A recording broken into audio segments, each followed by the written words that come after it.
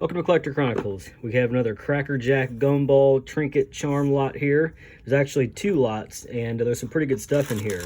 So the first lot was pretty small, and what we got here? We got a car. Looks like a ZZ Top car. Very old, lead, like a coupe, 1930s perhaps. We got another one. Looks like maybe more of a 1940s car.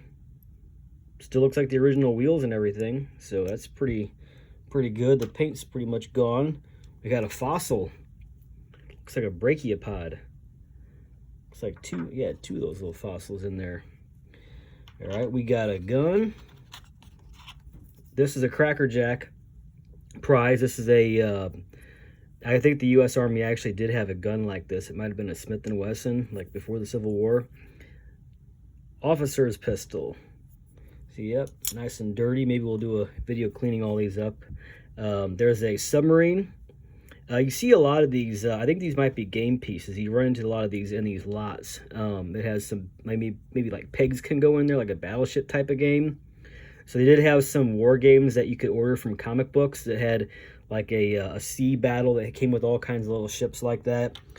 That's might be what that goes to. We got a gumball machine charm, gold-plated plastic. Football. We got a really nice lead or pewter flintlock pistol, like a Revolutionary War pistol.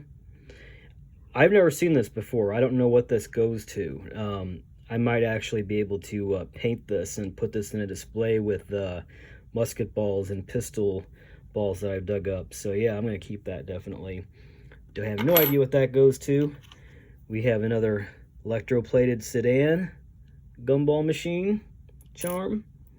We have some kind of a keychain configuration with a paper clip, and another crackerjack. Looks like the model 1849 Colt pocket revolver. Wells Fargo. Well, close enough. These are actually crackerjack. They all were in this blue, as far as I know, and there was a number of these. I think there was a flintlock and another really fancy engraved cowboy 6-gun. So yeah, you'd never get something like this in crackerjack today. All right, on to the next lot. What we got here, boy? All right, got a football.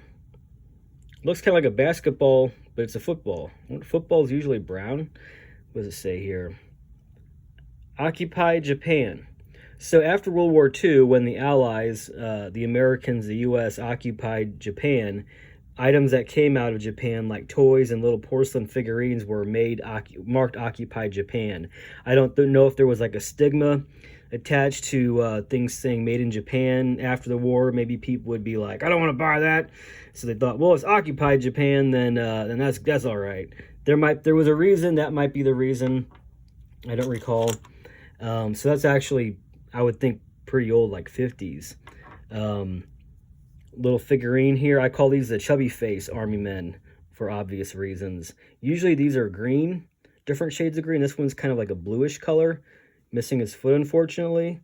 So yeah, I don't know what maker that would have been. Got a little dog here.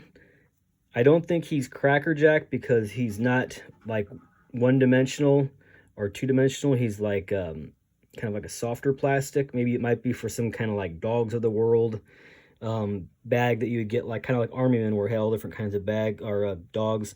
I don't think that's crackerjack though. This one is crackerjack. He's like a hard plastic, like a lassie dog. I guess the breed is called maybe a collie. I don't know. I'm not a dog person. But yep, nice hard plastic, kind of dirty there. Okay, we got a compass marked probably Japan somewhere. Got the mirror on the back. For like compass, you have like a survival thing where you would signal maybe airplanes to let them know you're lost. That's usually why you have a mirror on a compass, I think. So yeah, it still works, looks like. Pretty dirty, probably 50s or 60s. Here's a little, looks like just a guy.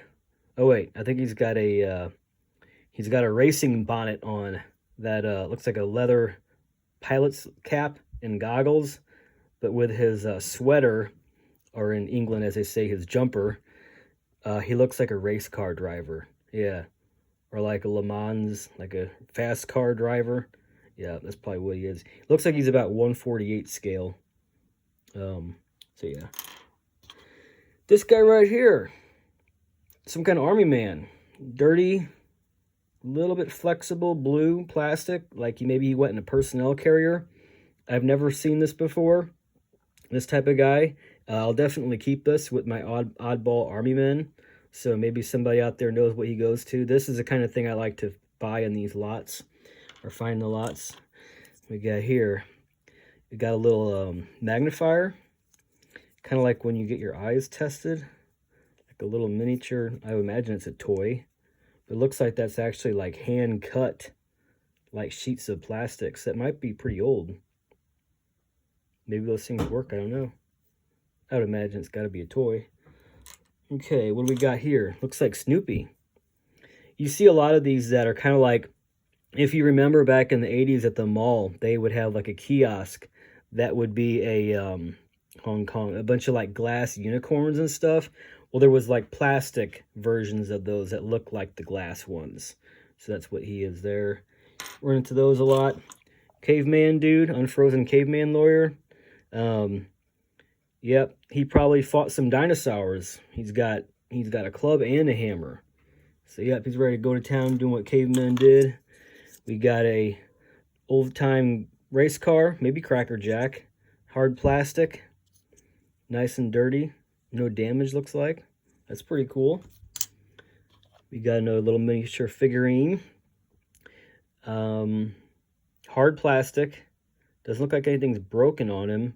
He looks like a Frenchy guy with that beret on. Or maybe like Italian. He looks like he would be some kind of pretzel vendor. I would imagine he had like a cart. Like he's got the, get your pretzels here, get your cookies here, whatever he was selling. He had some kind of cart. I think he might be for like model trains or something. He was selling something. He was up to something. We got another dog here. Yep, crackerjack. The bluish color. It might even say crackerjack, I don't know. This is crackerjack as well. They had a lot of circus people. I think they had like a band majorette, and like they also had like milkmen and stuff like that. They had a whole bunch of circus figurines. Here's a hungry hippo. Not crackerjack. I would imagine made in Hong Kong perhaps, although I don't see any markings. And that went with like a safari set. Yep, not everybody want to play with army men. I got a baseball guy here. I don't think he's crackerjack either because he's not two-dimensional flat.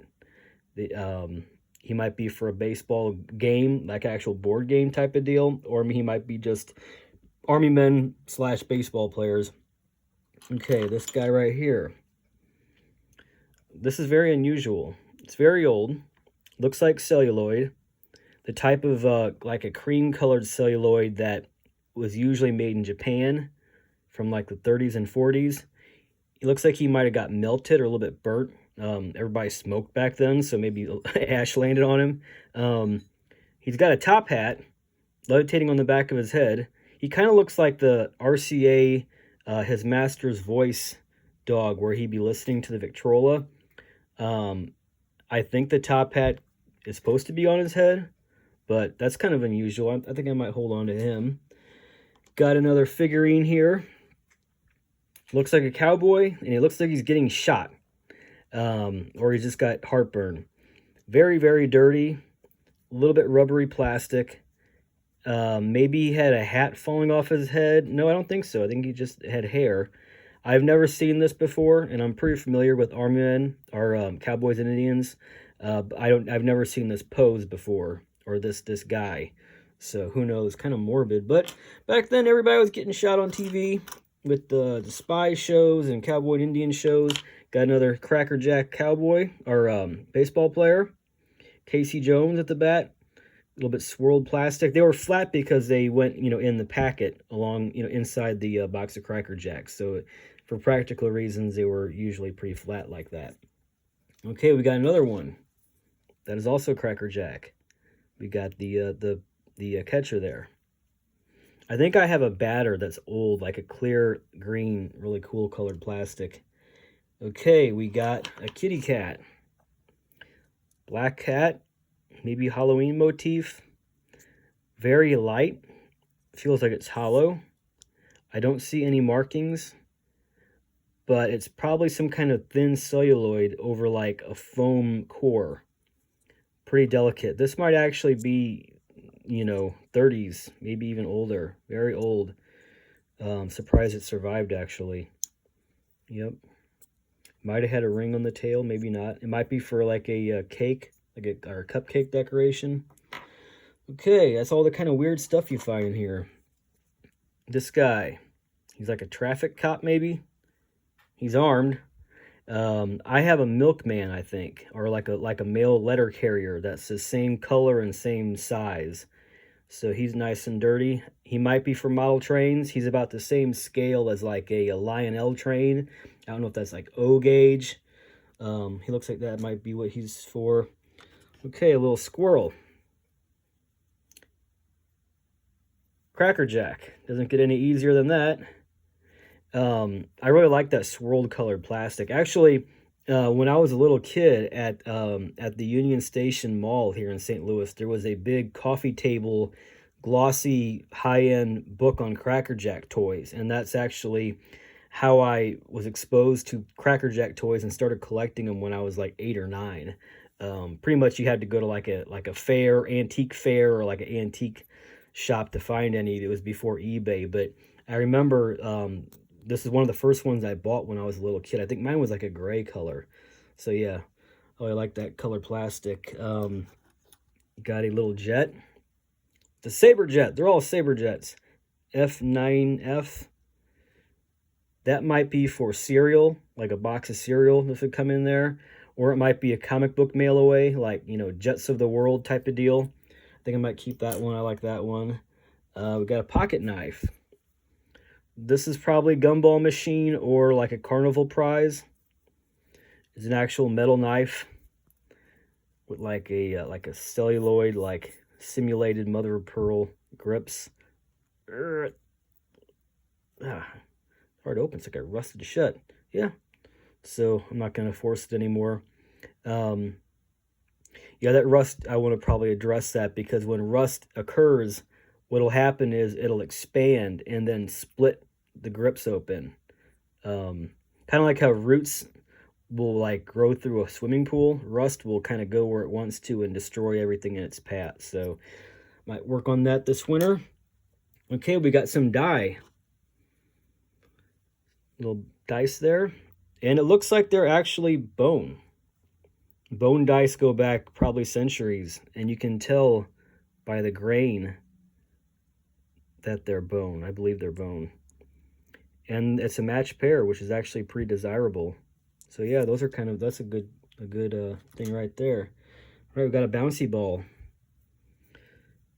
Yep, probably marked. What we got here? Probably, yeah, Hong Kong. I think I heard it crack a little bit. Probably not too bouncy anymore. All right, we got a boat. Looks like a PT boat. I run into these a lot. I think I got a little bit darker gray one. I think these went in like in cereal. I think these were like something you would put baking soda or something to make it do something in the bathtub, like drive or spin around or something. I know they had scuba divers that you would do something with. I think that's what that is. Maybe somebody out there. That would have been before my time, just so you know. So somebody out there probably knows specifically what that is. We got another compass here. Looks like a ship's portal window. Japan. Yep. And a mirror on the back. It's pretty nice. We got a little, looks like bullseye barbecue sauce. But it's probably for a mixed drink. They had like a blue mermaid. I think a giraffe. Usually they're broken. So, yep, not broken. It's pretty cool. Red Bull. Aha. We got a machine gun. Plastic. A little small, on the small size for army men, but it might be for army men. I've never seen this before. I'm unfamiliar with this. And it's like a World War I style water-cooled machine gun. They did have these in World War II also, but that thick barrel, that was a water cooling jacket. So, yeah, that's definitely a keeper. And the last item. This item is a little compass. And I don't think this is a crackerjack toy or a gumball machine toy. I think this is actually a gentleman's pocket watch charm from the turn of the century. It doesn't look like it works. So, I don't know how you get that needle to spin. Maybe a really strong magnet could lift it off there, but it don't look like it's going anywhere. So you got like that metal border, a ring on there, and then that on the back, that setting, that's called goldstone, I believe. It's not an actual semi-precious stone, it's actually glass. I think I found a lapel button treasure hunting or relic hunting in an 1890s area that was that goldstone. It was popular turn of the century. So if I say I think something is something, usually there's a very good reason for it, and almost always I have documentation. This time I have the old trusty Sears and Roebuck 1902 edition reprint, and it's about, it looks like it's actually from 1902. I've used it that much. I got it for like 10 bucks at an antique mall. But this fine gold filled gents charm is one of my favorite pages, and I've actually got a video. If you look in my charms playlist, watch all the videos, but there's one in there on just this charm. I found it. So anyway, these would go on like a pocket watch. Now, by the 1920s, they were kind of doing away with all the really gaudy jewelry like this, and they were going more toward like Art Deco looking stuff and, you know, slimline wristwatches. So it's possible that it was from the 20s, but I think it's probably from around 1902 or thereabouts. There's a number of compasses in here.